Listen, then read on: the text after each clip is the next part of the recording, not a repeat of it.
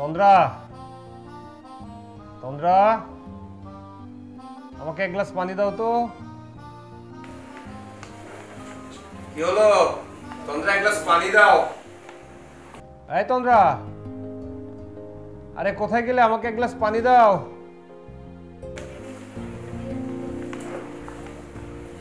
কি ব্যাপার, বাসা নেই নাকি?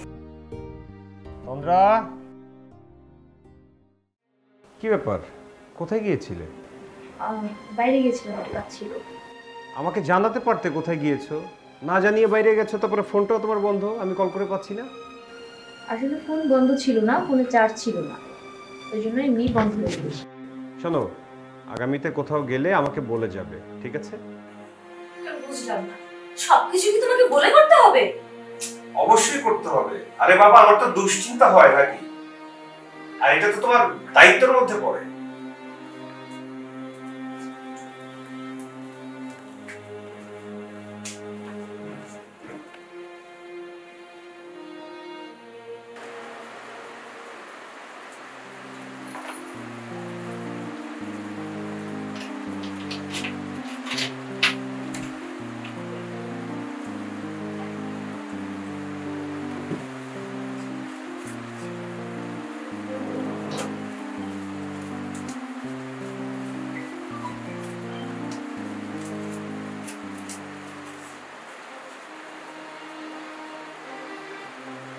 কি ৫,০০০ টাকাটা মিসিং মনে হচ্ছে।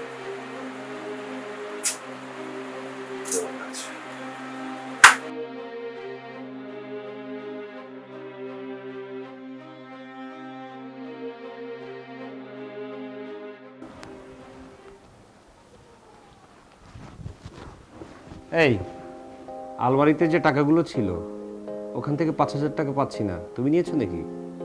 ওই টাকাটা আমি নিয়েছি, একটু দরকার ছিল। তুমি টাকাটা নিয়েছো তো আমাকে জানাবে না? আচ্ছা, তুমি না জানিয়ে টাকা কেন খরচ করো বলো তো? মাত্র ৫,০০০ টাকা নিতে তোমার অনুমতি নেওয়া লাগবে? আমি তো তোমার স্ত্রী নাকি? তুমি তো আগে এমন ছিলে না, হঠাৎ করে চেঞ্জ হয়ে গেলে কেন তুমি এভাবে? সময় সব সময় একরকম যায় না। আগামীতে আমার অনুমতি ছাড়া কিছু করবে না, ঠিক আছে? একটু শান্তিতে থাকতে দেয় না, যত সব ফালতু কোথাকার। আমি ফালতু না? হ্যাঁ, এখন তো আমাকে ফালতুই বলবা। ৫,০০০ টাকা নিয়েছি, সেজন্য আমি ফালতু হয়ে গিয়েছি। এখন তো আমাকে ভালোই লাগবেই না। কি দিয়েছো তুমি আমাকে জীবনে? কিছু দিয়েছো? ৫,০০০ টাকা নিয়েছি, সেই জন্য শুধু ফালতু।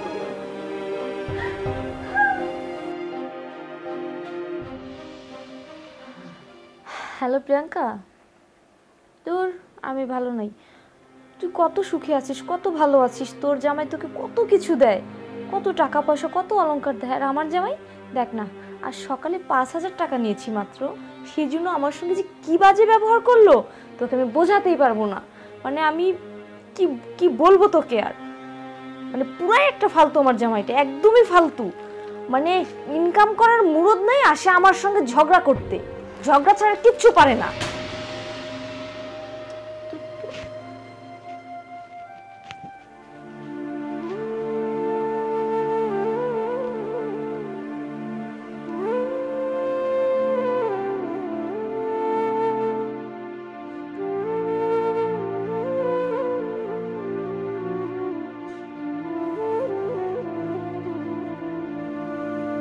আমি কি আসলেই ফালতু?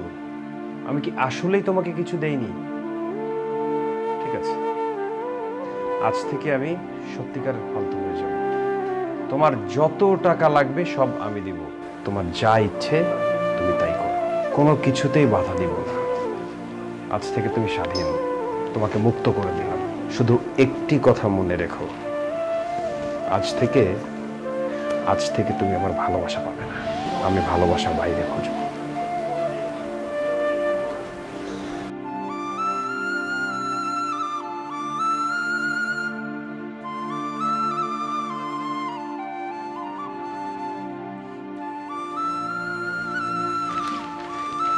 এই এসছো তুমি?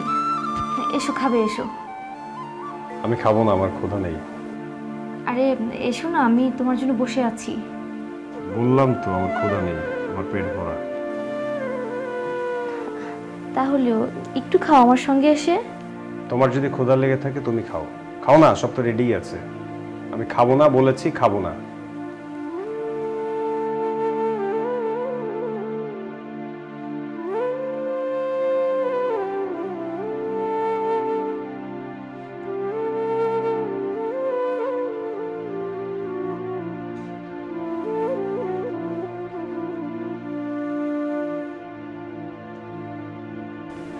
হ্যালো মা। হ্যাঁ বল। তোমার তোমার জামাই না কিছুতেই বুঝছে না, আমাকে ভুলই বুঝছে সে। আমার উপর না খুব রাগ করে আছে। কি করি বলো তো? তুমি যেভাবে যেভাবে বলেছিলে আমি ঠিক সেভাবেই চলছি, কিন্তু তাও বুঝছে না, বোঝাতে পারছি না। মা, ও মনে হয় আমাকে ক্ষমা করবে না মা। মা তুই চিন্তা করিস না, তুই 5 ওয়াক্ত নামাজ পড়।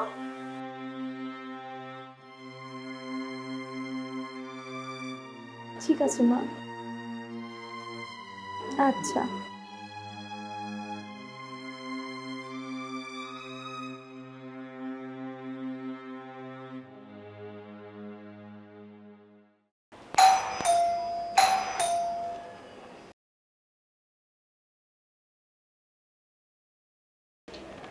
মামা ভালো আছেন? হ্যাঁ,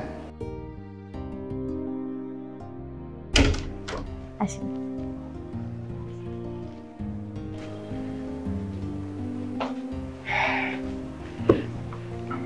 বসে। কেমন আছো মা? এই তো মামা আছি।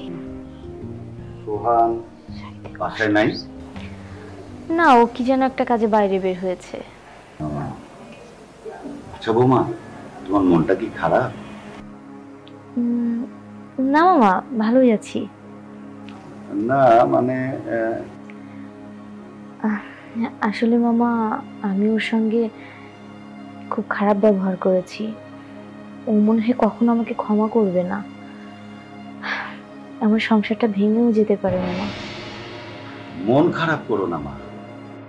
সোহান খুব ভালো ছেলে, আর সংসার ভাঙা অত সহজ না। সংসার সুখের করতে একজন স্ত্রীর ভূমিকা অনেক। তুমি এক কাজ করো মা, পুরানো হাদিসে স্বামীর প্রতি স্ত্রীর কর্তব্য সম্বন্ধে কি লেখা আছে তা তুমি একটু ভালো করে পড়ো মা। আর কয়েকদিন ধরে সোহানের মনটা খুব খারাপ, কারণ ও ব্যবসায় লস খেয়েছে। আসলে সোহান আমার কাছে কিছু টাকা ধার চেয়েছিল, আমি সেই জন্যই এসেছিলাম এই টাকাটা দিতে।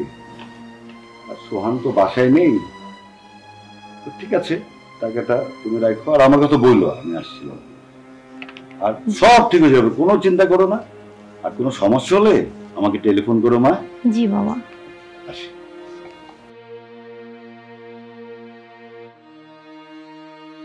সোহান ব্যবসায় লস করেছে? কই, সোহান তো এই বিষয়ে আমাকে কিছু বলেনি। আর এর মধ্যে আমি ওকে শান্তি না দিয়ে শুধু অশান্তি দিয়ে গেলাম।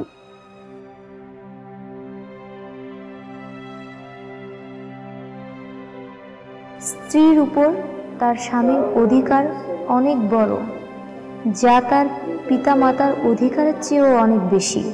আল্লাহ তাআলার হকের পরেই স্বামীর অধিকারের অবস্থান। আর এই অধিকারের শ্রেষ্ঠত্ব প্রমাণে এসেছে আল্লাহ তাআলার বাণী, পুরুষ নারীর কর্তা।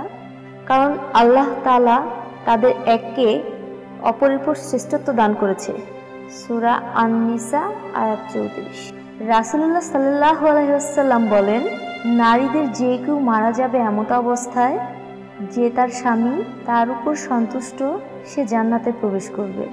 যখন নারী তার 5 ওয়াক্ত সালাত আদায় করবে, তার রমজান মাসের সাওম পালন করবে, তার লজ্জাস্থানের হেফাজত করবে এবং তার স্বামীর আনুগত্য করবে, তখন তাকে বলা হবে, তুমি জান্নাতের যে দরজা দিয়ে ইচ্ছা করো সে দরজা দিয়ে যেতে পারো, সে দরজা দিয়ে জান্নাতে প্রবেশ করো। রাসূলুল্লাহ সাল্লাল্লাহু আলাইহি ওয়াসাল্লামকে জিজ্ঞেস করা হলো, কোন নারী সবচেয়ে উত্তম? জবাবে তিনি বললেন, ওই নারীই উত্তম যে নারী তার স্বামীকে আনন্দ দেয়, যখন সে তার দিকে তাকায়, তার আনুগত্য করে, যখন সে নির্দেশ দেয় এবং তার নিজের ও সম্পদের ব্যাপারে সে যা অপছন্দ করে তার বিরুদ্ধাচরণ করে না, সেই সত্তার শপথ যার হাতে মুহাম্মাদের প্রাণ। স্ত্রী তার স্বামীর প্রাপ্য অধিকার আদায় করা না পর্যন্ত তার প্রভুর প্রাপ্য অধিকার আদায় করতে সক্ষম হবে না।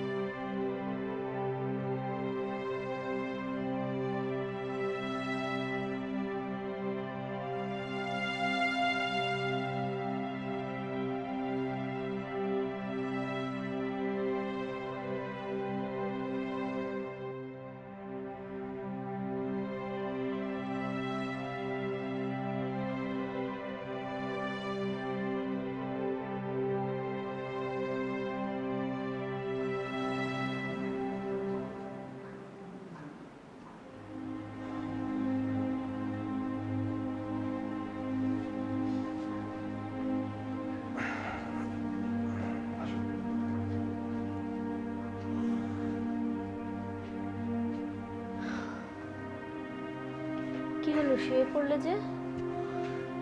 খাবার রেডি করা আছে, খেয়ে নিবে, চলো। আমার ক্ষুধা নেই। ক্ষুধা নেই বললেই হলো, চলো না। আমি হোটেল থেকে খেয়ে এসেছি, বললাম না, পেট ভরে খেয়ে এসেছি, আমার ক্ষুধা নেই।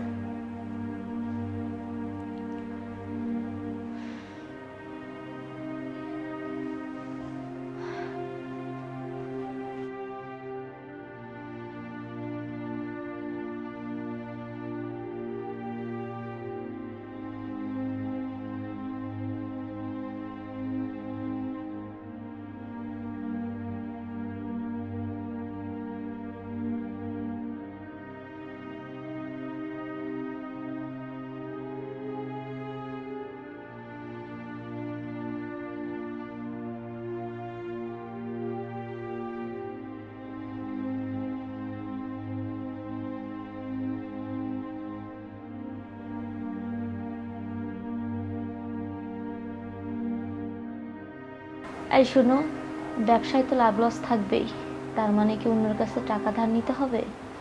এই নাও, এই গয়নাগুলো রাখো, আবার নতুন করে ব্যবসা শুরু করো। ব্যবসায় লাভ হলে তুমি আবার আমাকে কিনে দিও এগুলো। তুমি তো আমার গয়না, তুমি ভালো থাকলে আমার কিছু লাগবে না। এই, তুমি আমাকে ক্ষমা করে দাও না। হ্যাঁ, মানুষই তো ভুল করে না, আমি তো ভুল করছি। আর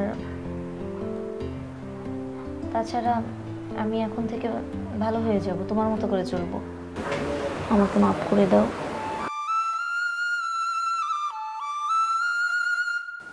আমার খুব ক্ষুধা পেয়েছে, একটু খেতে দিবে?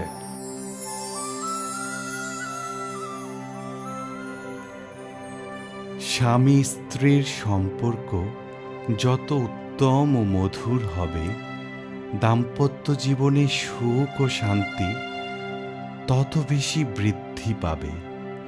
কুরআন এবং হাদিসের বিবরণ থেকে জানা যায় যে উত্তম স্ত্রী হল তারা যারা স্বামীকে যথাযথ সম্মান করে, কারণ পরস্পরের প্রতি যথাযথ সম্মানই দুনিয়া ও পরকালের সফলতা লাভের উপায়।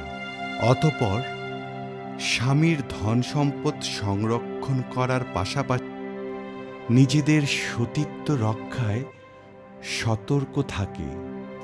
স্বামীর উপস্থিত কিংবা অনুপস্থিতিতে এই দুটি কাজ স্ত্রীর প্রধান কর্তব্য। স্বামী স্ত্রীর সম্পর্ক কতটা গাঢ় তার প্রমাণ কুরআন কারিমে আল্লাহ তাআলা তা ঘোষণা করেন। তারা তোমাদের পোশাক স্বরূপ এবং তোমরাও তাদের পোশাক স্বরূপ।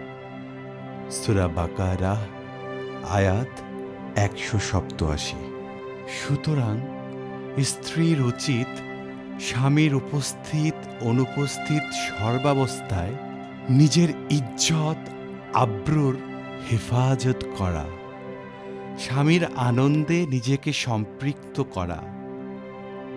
হাদিসে পাকে এসেছে, রাসূলুল্লাহ সাল্লাল্লাহু আলাইহি ওয়াসাল্লাম বলেছেন, উত্তম স্ত্রী হল সেই যখন তুমি তার দিকে তাকাও তখন সে তোমাকে আনন্দিত করে, যখন তাকে আদেশ করো তখন সে আনুগত্য করে, আর যখন তুমি স্থানান্তরে যাও তখন সে তার ইজ্জত আব্রু রক্ষা করে এবং সম্পদ হেফাজত করে।